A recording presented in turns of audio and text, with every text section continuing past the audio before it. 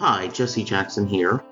On a upcoming episode of Set Listing Bruce, our podcast leader, my podcast leader, Rob Southgate, was on the show talking about his musical biography, a new types of episode we're doing on Set Listing Bruce called Tea Time with Terry. The premise is you pick a song for every decade you've been alive. That's the only rule. Rob gave an absolutely wonderful song selection, and the reasons he picked the songs were just so special. Look for it in the Set Listing Bruce feed soon. However, at the end of the episode, I asked him what was coming up, and he gave several things that are happening in the Southgate Media Network, things that Martha and he are involved in, and one that his wonderful daughter Molly is involved in. And I thought this was good enough that we should share this around the network. So here we go. So, Rob, this will come out in a couple of weeks. It obviously takes some time to edit, as you well know. What do you got coming up in October? Okay, well, hopefully this won't be past point on it. I know one thing will be. Every year we do, I told you we do a lot of live events. We do a lot of things at Comic-Cons and what have you. First of all, I suggest following us at our website, which is southgatemediagroup.com. Follow us on Facebook there as well. If you follow us on Twitter, it's at SMG Pods, and I am at R Southgate, and I'm also on Instagram as Rob Southgate. So the reason I'm saying that is we do a lot of live stuff. If you follow us on those things, you're going to see us post about them. If you can make it out to something, please do. September 29th, which I know is going to be after this post, we're doing our 4th annual SMG podcast marathon at that Doctor Who cafe I mentioned, the Blue Box Cafe in Elgin, Illinois.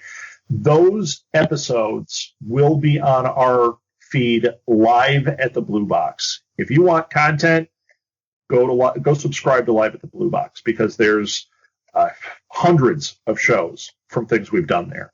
And our podcast marathon is a real wide cut of really interesting, fantastic stuff. I dare say it's the best podcast marathon, indie podcast marathon in existence. And I'm excited for that. Now, it might be topped already, because on October 6th at the Otherworld Theater venue in Chicago, which is right by Wrigley Field, just like the Metro that I mentioned, we are doing the first ever Women in Podcasting Festival. And the reason that happened, number one of the tenets of our business is we always said, hey, my world doesn't look like a bunch of 40-year-old white dudes. My world has all sorts of people, and at least half of them are female, at least. So why is it I go to podcasting things and it's like 80%, 90% 40-year-old white guys? So we started the Women in Podcasting Festival as a way to change the narrative. It's awesome. The shows it's not like a feminist marathon. What it is we said that they have to be shows that are hosted by female identifying hosts. Doesn't mean that a man can't be on the show. So like, we do Orange is the New Black. If Martha's the host for that, I can still be on the festival with her hosting because it's her show, right? What we put together is just an absolutely fabulous lineup. It's a daytime performance. If you can make it, that one, because we had to pay for a venue, we do have to sell tickets to that, and we really, really need to sell tickets. Now, if you can't go and you want to support us, you can either order a ticket and just not show up, which would be terrible, or we do have a donate button at the website. If you go to the website, click on the poster for WIP, Women in Podcasting Festival, and there's a donate button there, and you can help support it, because if we don't sell enough tickets, guess what? We can't do this again next year. And we've already got women that are writing us from all over. People are coming in from all over the country to be on this marathon, this festival. It's 5 hours, and I mean we could do 3 days with it, but I can't if we don't sell any tickets. So it's just a really important thing that's very special to us.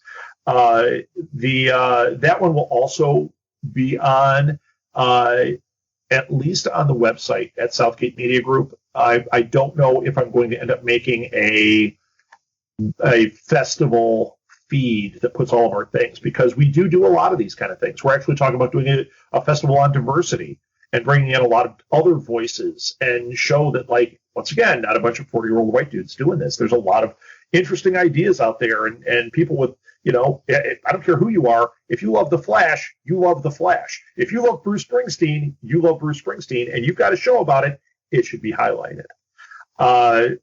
Let's see, what else? We're always doing stuff. If you just got to follow us on things, and you'll see it on there. We do have a Patreon as well for Southgate Media Group, and Jesse and I have been talking. We are going to actually set one up for Set Listing Bruce. I'm going to be helping him out with that, and we're going to probably do that across the network because it does cost something to do these, and it would be very helpful if people threw a buck in here and there. That would really, really make a difference. What else? One more thing. If you happen to be in Chicago during December, Molly is starring in a show at Otherworld Theater. It is the world's first science fiction and fantasy themed theater, exclusive theater. And this is their inaugural year. And for their Christmas show, their holiday show, they're doing a show called The Winter Wolf. And they actually wrote it with Molly in mind as the lead. And she is going to be doing 20 performances. So if you can be in Chicago in December, come see The Winter Wolf, because you heard me crying here. You're going to see some tears in that. It sounds lovely. It's emotional, and it is science fiction-y. It's based on a German folk tale. Oh my God, it's just beautiful. We did a read through a year ago, and the people there had no idea it was going to be made into a show. People were crying. Somebody raised their hand at the end and said, "Please put this on stage and use this cast." And Molly was the little girl in it. So there you go. I think I plugged everything.